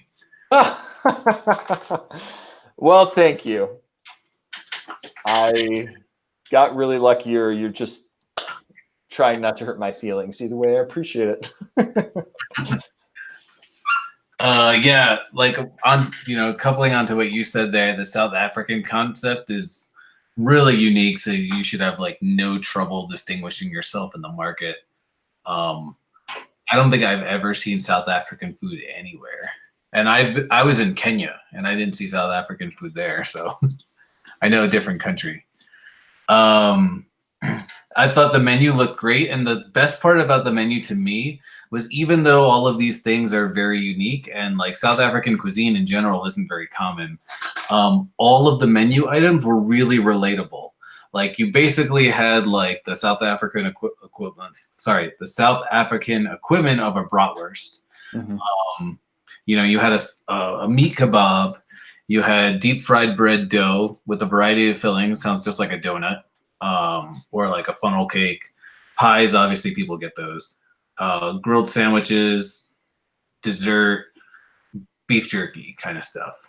So you had like, basically like the South African twist of like very well-known menu. So I thought that it was like you could go in any direction, but you chose menu items that will really, people will understand, which when you're going like in this ethnic direction, I don't like using that word, but when you're going in that direction, you really need to make sure that you can have stuff that's relatable.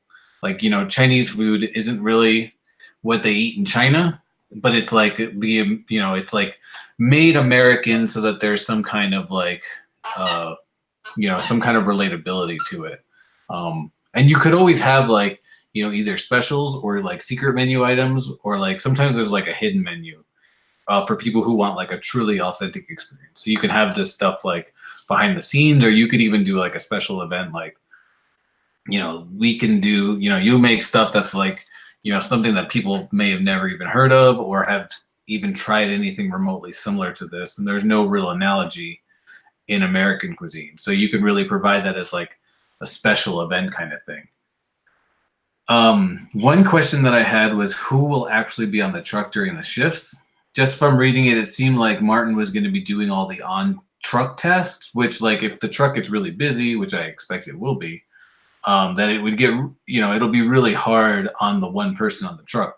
So if you're both going to be on the truck and he's like doing the cooking and the prep and you're like getting stuff out the window and taking orders, then that'll be a good synergy. Oh, the pictures are up finally. Yeah, nice. This looks great. Great presentation too. Yeah, really, really nice pictures. I was, very, very impressed. I love the colors, and those kebabs look phenomenal. Yes, I mean, so yeah, that's the one that stood out to me too. I mean, really, they all do. But one other thing too, because I know you were talking about the menu. One thing that I thought was great is you did a good job providing descriptions to break down what people are getting. Because like the name, I had no idea what it was. But then you see the description and it's like, oh, okay, yeah, that sounds pretty good. Like, yeah, I would try that. So definitely make sure to incorporate the explanations in with the menu. You were probably going to do that anyways. But like for someone like me, I would have no idea what I was getting into. So seeing the pictures, seeing the descriptions, that I think will really get people excited to try it out. Yeah, so Betts asked, so a photo menu, and I can totally resonate that opinion because, after like one of these major events that we did, we realized like, for a big event, you probably just need a photo menu so people could just like point at something and be like, I want that thing.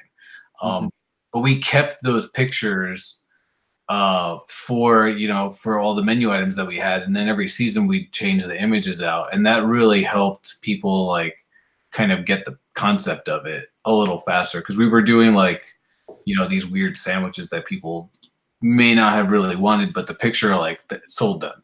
So you have like a photo menu, that'll go really well. And if you notice, you go to like Indian restaurants, Middle Eastern restaurants, Mediterranean, Chinese, a lot of these places, Thai, Vietnamese, they'll have like pictures on the menu because a lot of people are they're not going to get it or be able to pronounce the word. So they'll just like point, I want this thing. And that'll really help out too. Let's see.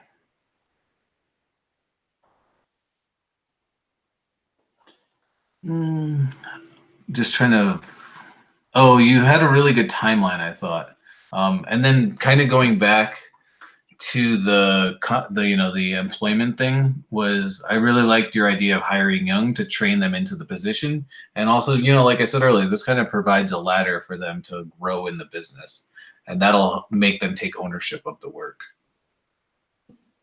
I really liked your production and sales forecast section as a quick glimpse of like your revenue earning.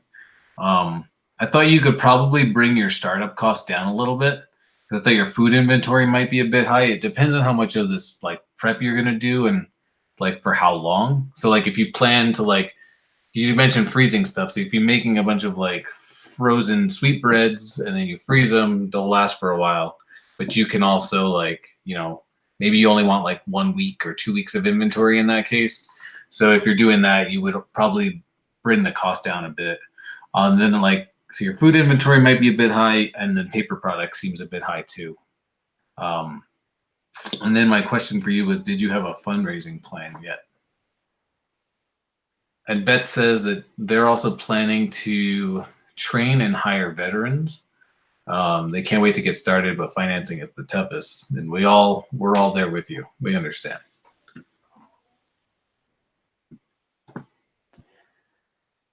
One thing I was going to say, just from a feedback standpoint, is I would consider adding in, because you've got this great logo here, which also helps explain the food that you're serving. But I would maybe try to like come up with just something very straightforward, like a tagline. You can come up with something better, but just something very specific that says we're serving South African food, or Lapa Lozi South African cuisine. You know what I mean? And letters underneath it, just to make it super, super clear what type of food that you have. Because otherwise, I think a lot of people just be like, oh, it's African food. You know what I mean? Generally speaking, that's one thing that I would consider doing. Yeah. And then also, too, I don't know if there are any like African type events around where you are. I know that we've had other past students that, for example, had Hawaiian food trucks that they launched, and they were able to latch on and get in really easily with Hawaiian festivals that happen to be in California. And they're kind of regular around here because there's enough people that have come from Hawaii and either moved here, or else it's just people that they go vacation there, so they're very, very familiar with that type of food. So they've done really, really well at those types of events. So if you can find something similar that you can kind of latch onto, because I would just, and it doesn't just have to be events. It might be some sort of special days at colleges that focus on that. I think that could be a really good potential opportunity for you guys too, because there's probably nobody else that's actually doing it. And then I was also going to say too, just with your menu pricing, and especially with the way that food looks, I mean, it just looks insane. And I'm not sure which one that kebab is specifically, but I mean, your highest price menu item is like $7.50. I don't think there's anything on any food truck anywhere that you can really get for $7.50. So definitely, I mean, at the very least, bump things up to $8, $9, $10. I don't think you'll have any hesitation there. And for some of these like fat cakes, these smaller items, bunch them together, instead of having one, offer it three for, $7 or something. And I don't know. I just think there's plenty of room to increase prices and make sure you get a good margin out of there. Right. Yeah. Especially with after seeing the food. Yeah, exactly. So like you have the picture of the food that totally justifies almost whatever price you'd want to sell it for. But like for the roll, for instance, like your markup is really only like, you only have like a 50% cost on there. And you should really try and get that lowered, like really close to the 33%. So you could probably sell it for $10 easily. And the same with like the flat cake and the sausage roll. You should really think about like, doubling your markup essentially, just so that you can like cover your costs. And like you said, you mentioned in the chat just now that your borrower's supplier is expensive, and so you can bring that down by making your own eventually. And if you buy them wholesale and you freeze them, like in bulk, you might be able to get the cost down a little bit more too. So really try and like ask the person who's your supplier like what you can do to make the cost work a little bit more in your favor. Because I know you said specifically you wanted to make your pricing more affordable, but you shouldn't do it at the expense of the survivability of your business. Yeah, for sure. And yeah, if you said the fat cakes are awesome, she says the fat cakes are awesome. You can't have just one, so you might as well give them 3 or 5. Yeah. Yeah, exactly. Okay, awesome job, and thanks for sending over those images too. Definitely, I think that was huge. I think those are huge, and great job. Those pictures were great on taking them. Okay, coming up next, we're going to keep rolling to Regina Archie. We're going to Las Vegas. Anthony, we're going to Vegas together. Here we go. Finally going to Vegas. finally going to the Circus Casino. We're gonna spend $27 on a hotel room. We're just gonna have a blast. Maybe it's less than that if it's like a Sunday night. I don't know. All right, here we go. Let me just bring this up here.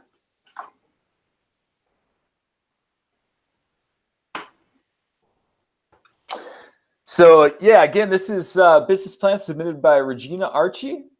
Ain't rap too tight, and she's bringing East Coast flavors to the West Coast, specifically from Buffalo, New York to Las Vegas, Nevada.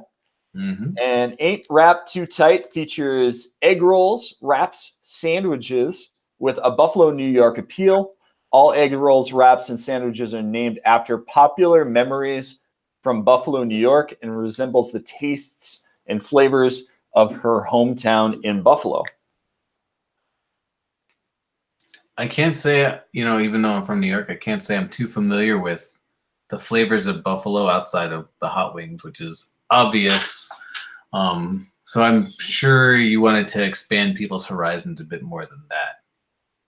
And as you described it initially, I was like, egg rolls and wraps and sandwiches don't really go together. But I can totally see the evolution. Like a wrap is just a bigger egg roll and also not fried. And then a sandwich is just a wrap between pieces of bread. So I think that the concept is really interesting. And especially when you add that like Buffalo twist, you have the opportunity to like expand people's horizons. One thing about the menu, I know this doesn't really fit the concept, but because you're trying to do like Buffalo food, you might want to just put some like version of buffalo wings on there, like maybe like a buffalo tender sandwich or something like that, or a buffalo wrap, just so that people like have something go to, then they get hooked on your food, and then they can go from there. So that's something that you really want to consider.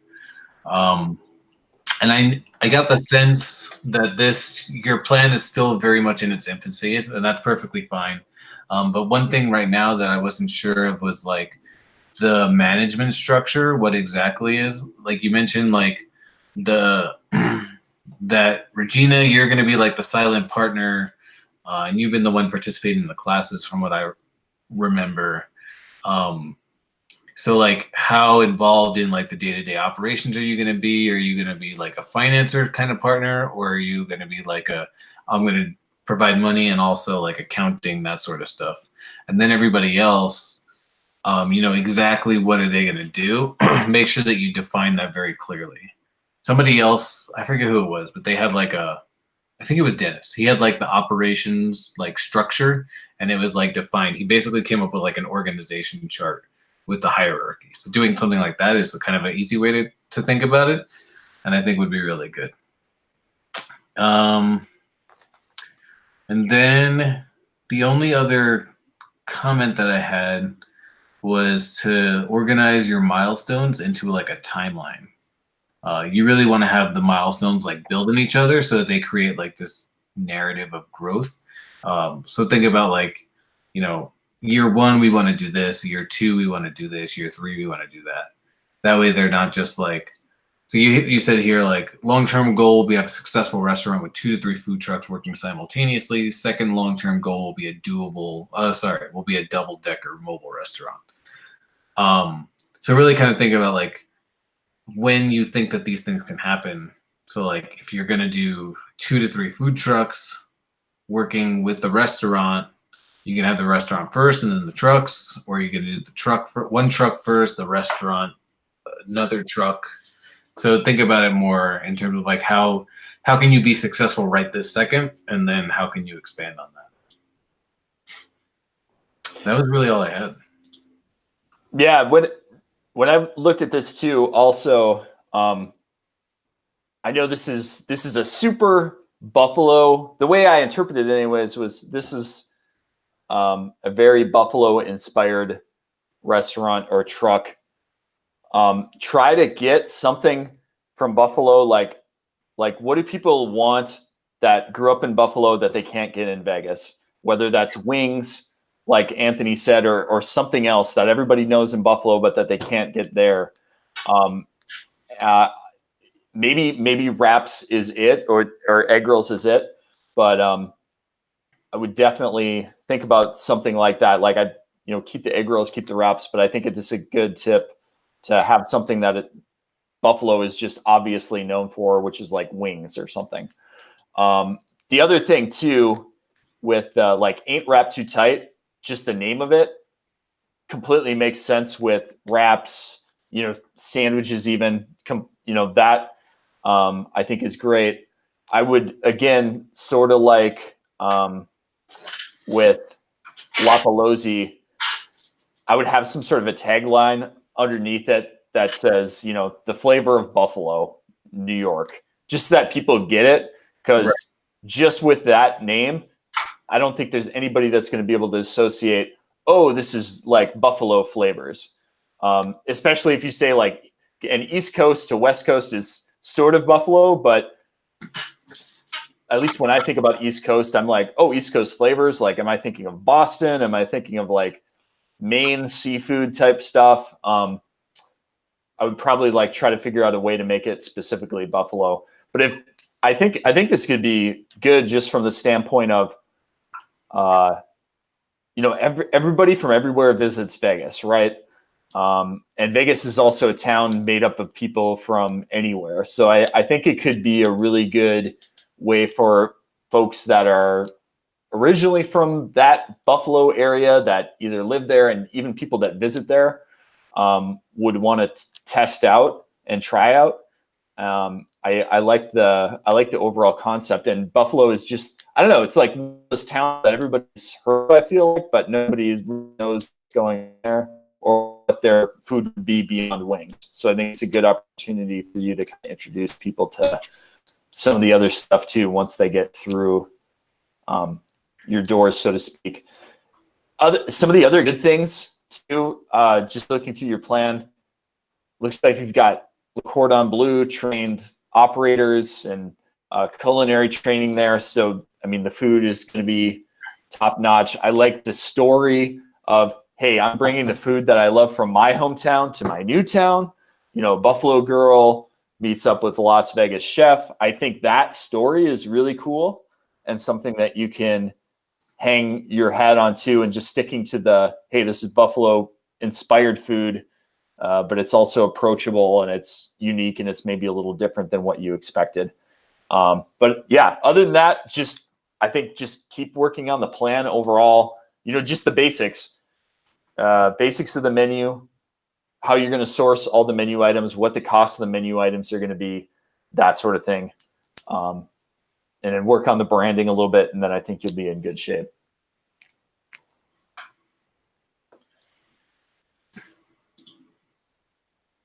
Cool. But let us know if there are any other questions. Nothing yet. That one.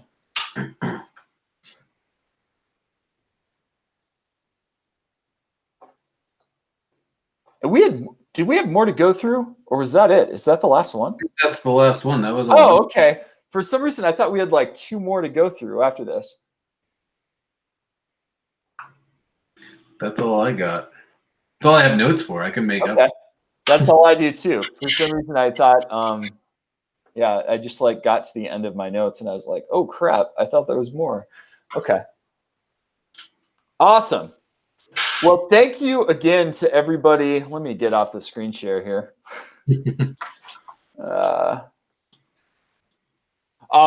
Thank you to everybody that submitted again. And again, even though if you didn't have time to submit, like we said, one of the folks that we reviewed their business plan for here today was actually in the last class. Didn't have time to do it. Worked the last few months to get it together and submitted it. So just keep cranking away on them. If you haven't done so already, it'll definitely pay off. Now is the time to figure out your numbers before you get busy actually going out and serving. You want to get all that stuff kind of taken care of before you get out there. You'll feel more confident. You'll have a better plan, and you'll be ready to go. But Anthony, I just wanted to throw it over to you before we go to see if you had any last parting words of advice, maybe like a fun little moral story that you could tell, or any kind of closing words? I'm not that good at parables, but the one thing, I guess one last piece of advice is that this whole thing, like getting your business plan, getting a food truck, operating the food truck, doing these things, like it's all a process. And the only way you can get good at it is by doing it. And so you got to give yourselves time and like space to like actually like take that into consideration. And remember, like it's not going to go like whatever your perfect version of your food truck story is, it's not going to go perfectly right off the bat. Like Natasha's last week, she's like a super successful case, and like it didn't even work perfectly for her right away. And so like she basically just kept working and getting these opportunities. We've kept working to get new opportunities, and your thoughts and philosophies are going to evolve over time. Your food concept is going to evolve over time. And so like all of this stuff is going to change, and just let yourself change and let yourself evolve. And the business is going to go great. You all have like great concepts. It's been amazing hearing all about the different things that you guys are trying to do.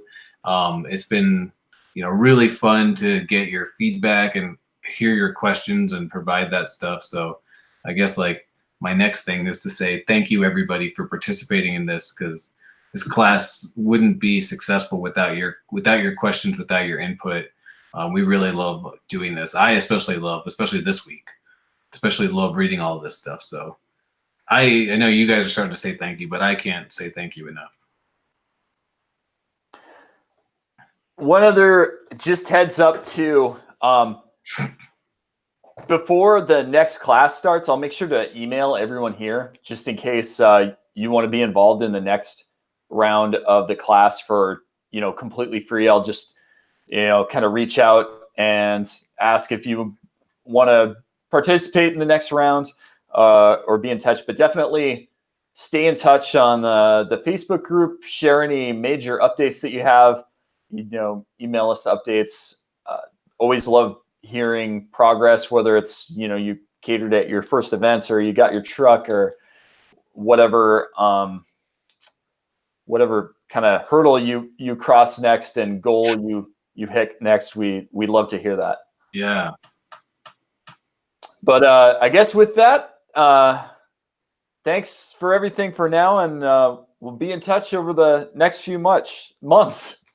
Thanks so much. And we'll get you out of here with, just over 2 hours. A record. Yeah, didn't quite hit the 1 hour mark. Missed that one by just a tad. Hope that's okay. Bye-bye. Thanks, everyone.